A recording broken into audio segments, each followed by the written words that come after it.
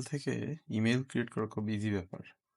তো আমার প্রথম কাজ হবে, আমার যে হোস্টিংটা আছে, যেমন এখানে হোস্টিঙ্গার, আমার হোস্টিঙ্গার আমি হোস্টিঙ্গারে লগ ইন করবো। লগ ইন করার পরে এখান থেকে আমি ডোমেনগুলো চেক করে নিচ্ছি। এখানে আমার কয়েকটা ডোমেন আছে, দুইটা আছে, পাই আর্কিটেক্টস আর স্টুডিও লজ। যদি একদম একটা ফ্রেশ, আমি এখানে টেস্ট বেসিসে এই পাই আর্কিটেক্টসের একটা .com-এ একটা ইমেল খুলছিলাম।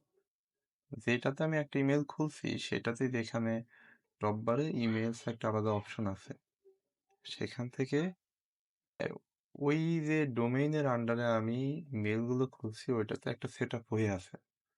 আর আর যেটাতে আমি মেলটা খুলি নাই, যেই ডোমেইনটাতে, সেই ডোমেইনটাতে ফ্রেশ অবস্থায় আছে। যেমন এখানে স্টুডিও লস।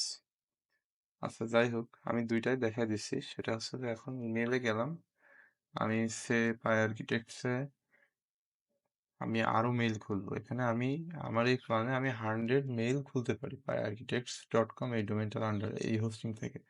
হোস্টিং এর যে প্ল্যান, আমি গেলাম ম্যানেজে। এখান থেকে এই যে ইউজড ইমেল অ্যাকাউন্টস 0-100 এর ভিতরে আর 1 GB পার অ্যাকাউন্টে আমার স্টোরেজ। এই যে কাস্টম ডিকেআইএম, এগুলো একটু অ্যাডভান্স অপশন, এগুলো এইভাবে থাকলেই চলবে, এগুলোতে হাত দেওয়ার প্রয়োজন নাই। আমি ক্রিয়েট ইমেল অ্যাকাউন্টে গেলাম। এখান থেকে আমার হচ্ছে যেমন zabir@gmail.com, অর্থাৎ ডোমেনের ইমেলের যে এক্সটেনশন অংশটা, সেখানে আমার এই যে কাস্টম ডোমেন পাই আর্কিটেক্টস থাকবে, তার আগে আমি একটা কিছু লাগাতে হচ্ছে, আমি একটা খুলবো hello@piearchitects.com। আমি এখানে একটা র্যান্ডম পাসওয়ার্ড দিয়ে দিলাম। তারপরে আমার হচ্ছে যে অপশনাল আরেকটা অপশন আছে, কনফিগার অ্যাপস অ্যান্ড ডিভাইস, এটা প্রয়োজন নাই, আমরা ক্রিয়েট করি। ক্রিয়েট অপশন থেকে আমার ক্রিয়েট প্রফেশনাল ইমেল অ্যাকাউন্ট ডান। ব্যাপারটা খুবই সিম্পল। এরপরে আমি পরের স্টেপে এখন দেখাচ্ছে যে যেটা হচ্ছে যে through where you like to use your email account. তুমি এটা আসলে যেখানে ইউজ করতে চাচ্ছ, ব্রাউজারে করবা না রিকমেন্ডেড অ্যাপসে করবা, সেটাও করা যায়। আমি দেখা দিচ্ছি পরে, এখান থেকে অপশনটা স্কিপ করলাম।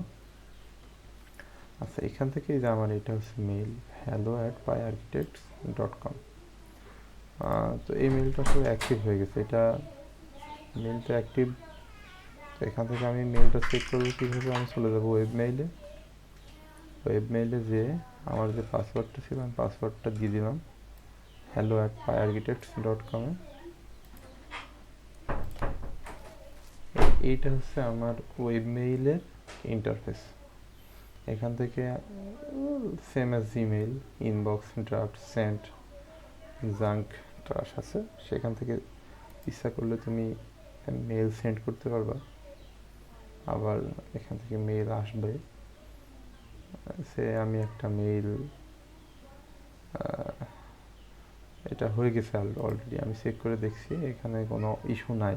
হ্যাঁ, আচ্ছা, আরেকটা অপশন ছিল হচ্ছে, এটা আরেকটু কাজের সুবিধার জন্য যেটা করা যায় সেটা হচ্ছে যে যদি আমি এই মেইলটা ফ্রিকুয়েন্টলি ইউজ করি, এটা আমি বুকমার্ক করে রাখতে পারি এই ইউআরএলটা, তাহলে আমার জন্য সহজ হবে। আচ্ছা, আরেকটা অপশন বলছিলাম, সেটা হচ্ছে একটা ফ্রেশ ডোমেনের জন্য যেখানে আসলে কোনো মেইল খোলা হয়নি। আচ্ছা, সেই ক্ষেত্রে আমি কি করব, চলে গেলাম আমি ইমেইলে, এখান থেকে এসে আমি সেট আপ ফ্রি, এই যে এখান থেকে সেট আপ ডোমেইন, দুইটা ডোমেইন আর অ্যাভেলেবেল আছে, স্টুডিও লজ, এটা ক্রিয়েট করে সিলেক্ট করে আমি কনফার্ম করে দিলাম। পরের প্রসেস সেম, পরের প্রসেসে আর কোনো ইস্যু নাই। এই যে এখান থেকে আমাকে এই যে একটা প্ল্যান সিলেক্ট করতে বলতেছে, ওরা আসলে একটা ইমেইলের জন্য এই যে সবই অলমোস্ট এক, এখান থেকে স্টোরেজটা বেশি পাওয়া যাবে, এই যে ফরওয়ার্ডিং রুলস, আর এই যে এখান থেকে এই অপশনটা যে অ্যাডভান্স ফিশিং, স্প্যাম, মেল আর প্রোটেকশন, এটা আসলে এমন আহামরি কোনো ব্যাপার না এখন শুরুর জন্য। তো আমরা জিরো, যেটা আসলে কোনো ইয়ে নাই, এখান থেকে এই যে এখন আমি আবার যা ইচ্ছা তাই আমি এখানে যেই নাম হ্যালো দিতে পারি, অ্যাডমিন দিতে পারি, বা দেখা যাচ্ছে যে আমার টিমের নাম দিতে পারি, টিমের মেম্বারের নাম দিতে পারি, যেভাবে খুশি সেভাবে দিয়ে একটা প্রফেশনাল মেইল আমি ক্রিয়েট করে নিতে পারবো। এটা এটাই হচ্ছে আসলে মূল ব্যাপার স্যাপার।